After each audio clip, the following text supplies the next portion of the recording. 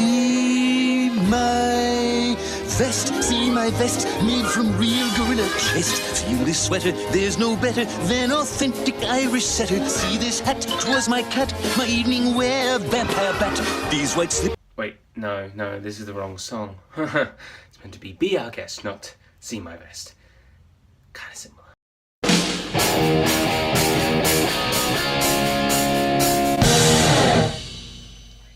Beauty and the Beast is the remake of the classic 1991 Disney animated film, which is actually my personal favourite Disney movie. When they were announcing this movie, I thought, oh wow, this is amazing because of its cast. It stars Emma Watson, Dan Stevens, Kevin Kline, Luke Evans, Josh Gad, Ewan McGregor, Ian McKellen, Stanley Tucci, Audra McDonald, Gugu Mbatha, Raw, and Emma Thompson.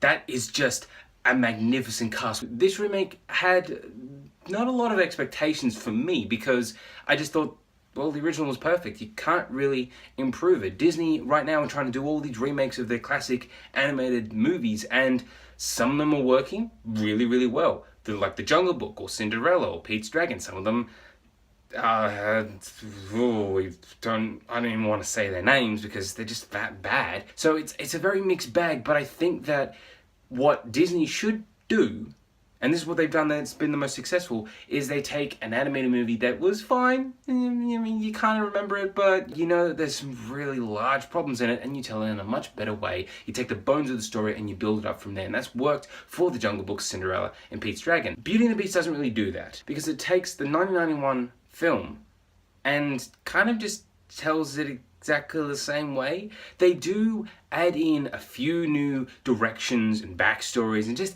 they get a little bit of depth. They kind of fix some of the plot inconsistencies from the first one, such as the prince's rose will bloom on his 21st birthday, and Lumiere says that they've been trapped in these bodies, cursed like this for 10 years. That makes the prince 11 when he was cursed, and it's like, oh, that's really awkward, and why doesn't anyone remember any of the people that worked in the castle? I think this may come down to direction or writing. When this movie tries to solve those things, and when it tries to put in this backstory, it will work on paper, but it just comes off as very distracting in the movie. I wanted to think that's a really good explanation, that's a bit of weight to this story, but I kind of didn't. I just thought, well, that doesn't really make any sense. But I think that the biggest positive, and the thing that a lot of people are going to see this movie for, is its cast. And its cast is perfect. They do such great work with these already established characters. Emma Watson's Belle has a lot of independence about her, probably the side effect of casting such a big feminist like Emma Watson,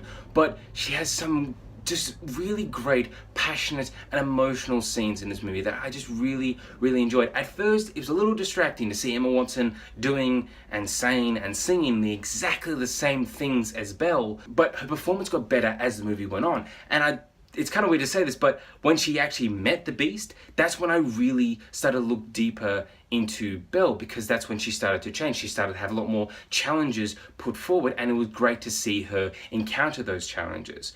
And that just made her character work for me. That made Emma Watson's performance as Belle work for me in a better way. I was a little bit more skeptical of the casting of the Beast, because Dan Stevens, at the time when I heard it, I didn't really know who he was. I looked up his name and I thought, oh, okay, he's in Downton Abbey.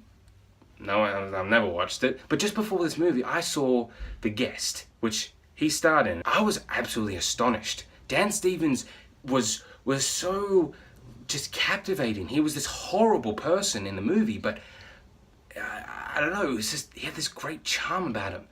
And going into Beauty and the Beast, I had that in mind. I think that that's what Dan Stevens does so well. He can have these really dark moments, and it's kind of hard to really get into the Beast as a character because he's all CGI. I can't really tell what exactly Dan Stevens is doing as a performance, but he makes it work so well from just his voice. His voice is just so unique and commanding. It grabs your attention. You're thinking, wow, he's really going for it. Whatever he's doing, it's working. He can sing wonderfully. I just think that my skepticism of Dan Stevens was kind of unfounded, because he did a really good job in a role that is very challenging. It could have not worked had any other actor been put in this role, and not many people can do motion capture so well, but I think that Dan Stevens did it perfectly.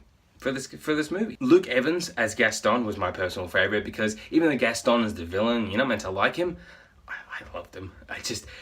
Every scene that he was in, Luke Evans just has this radiating charm and like he's such a dick, and you don't like him. Sure, you're not meant to like his character.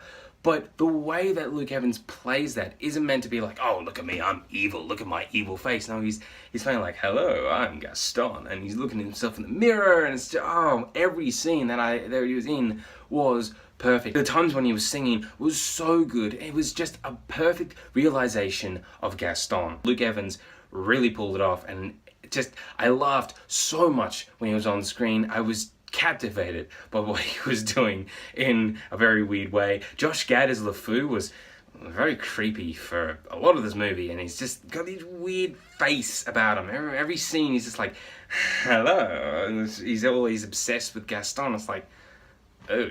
But in the end, LeFou actually does have a sweeter side, which I thought was really well deserved. Kevin Kline is just a legitimately great actor. He's done such fantastic comedic work, especially in A Fish Called Wanda, and to have him in this movie, to see him playing Maurice, which was thankfully a much more expanded role than from the original cartoon. The original movie, Maurice was just this kooky old man, but here, he's this sweet figure who also has a lot of pain about him. He misses his wife, and he sees his wife in his daughter's eyes, and you feel that. As soon as Maurice is on screen, you feel that pain and that loss, and that is because of Kevin Kline, because of his charm and his ability to convey emotion so well. I think that Maurice's first scene with Belle is just so beautiful. It's not that much of a scene. It's just like 2 or 3 minutes.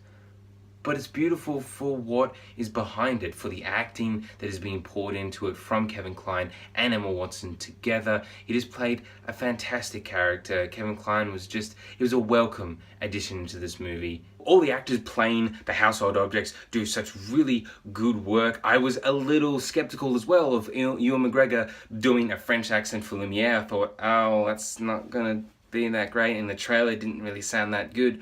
But it worked in the movie. There was no time when I was distracted by it.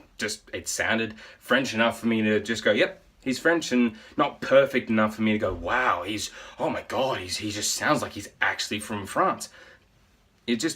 Whatever he was doing, it worked. Ian McKellen he's basically just playing himself. Just this poised British man who's trapped inside a clock.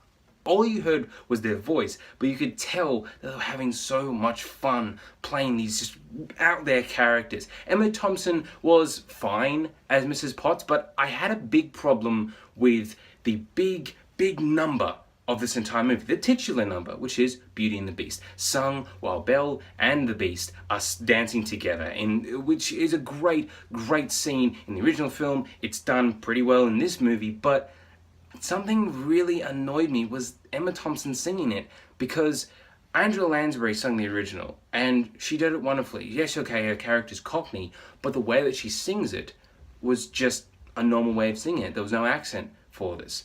But Emma Thompson put on a Cockney accent, and that sounded awful.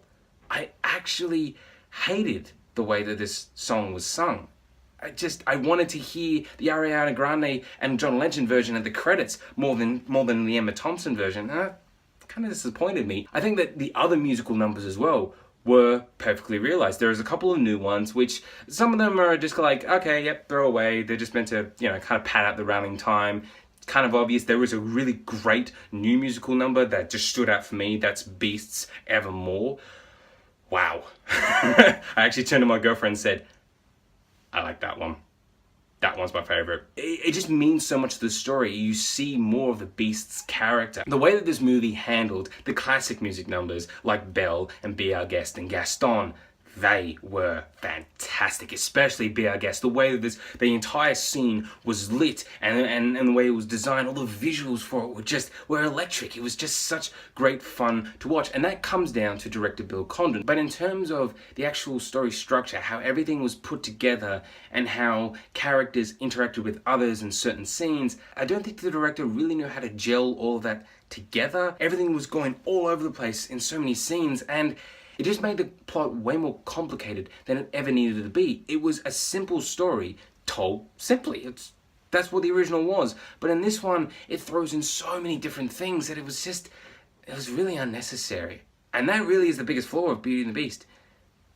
It's unnecessary. The original is great. Like I said, the remake trying to fix those little inconsistencies with the original is an admirable idea, and that kind of worked for something like Rogue One, trying to fix a few of the weirder elements from the original Star Wars, and those back to back, that worked because it wasn't such a big thing. It was kind of a throwaway line. There you go. Don't have to worry about it. Get on with the rest of the movie. But this remake of Beauty and the Beast goes out of its way to explain all these different things and give all this depth to it, but it doesn't feel deep. It feels very shallow. There was just so many elements of this movie that were very distracting to me, and it didn't really make a lot of sense. Something like the Enchantress from the beginning of the movie coming back as a Deus Ex Machina was just completely unneeded. It bogged it down so much. The climax of this movie is meant to be so emotional because you're seeing the Beast dying away. I mean, that's not really spoilers. This movie, the original movie is 20 years old.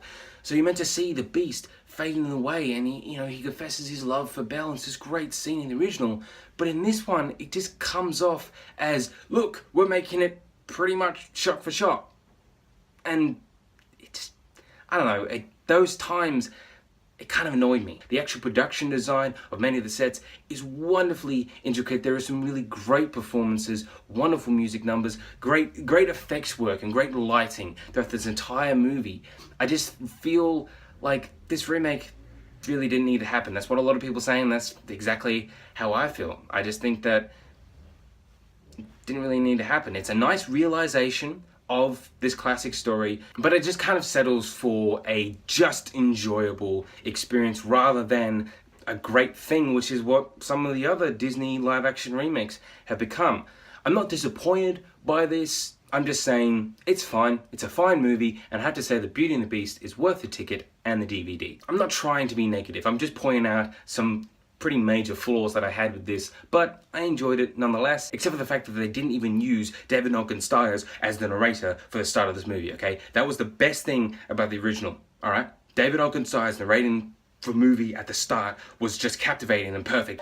Once upon a time, in a faraway land, a young prince lived in a shining castle. But the way that the remake did it was so inferior. It annoyed the hell out of me. So Beauty and the Beast, have you seen it? Please tell me all you think about it in the comments below, and what did you think about this review? There are going to be videos linked down here or one over there. For more Mr. Movies, please press my little face right there. Thanks for watching.